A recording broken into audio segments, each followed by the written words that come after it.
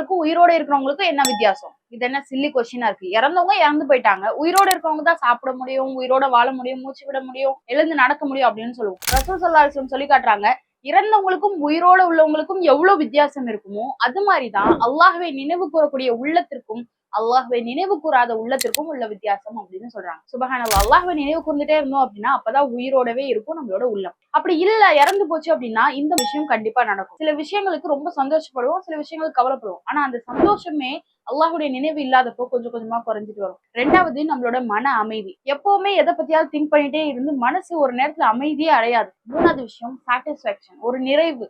சாட்டிஸ்ஃபைடா இருக்கவே முடியாது. இந்த 3 விஷயம் நடந்துச்சுன்னா அது இறந்து போன உள்ளம் அப்படின்றத நம்ம தெரிஞ்சுக்கலாம். அது எப்படி உயிரோட வர வைக்கிறது? அல்லாஹுடைய நினைவை கொண்டுதான். ஒவ்வொரு நேரத்திலையும் இது அல்லாஹ் விரும்புவானா, இதுல அல்லாஹ் எனக்கு என்ன சொல்லியிருக்கா, இந்த வியாபாரத்தை எப்படி செய்யணும், என் வாழ்க்கையை எப்படி நடத்தணும், இந்த பேச்சை நான் பேசலாமா அப்படின்னு எல்லா நேரத்திலையும் அல்லாஹ்வே நினைவு கூர்றது. அப்படி நினைவு கூர்ந்தோம் அப்படின்னா நம்மளோட உள்ளம் உயிர்ப்பிக்கும் இன்ஷா அல்லாஹ். உயிரோடு வாழக்கூடிய உள்ளங்களாக நம்ம வாழ்வோம் இன்ஷா அல்லாஹ். அஸ்ஸலாமு அலைக்கும் வரஹ்மத்துல்லாஹி வபரகாத்துஹு.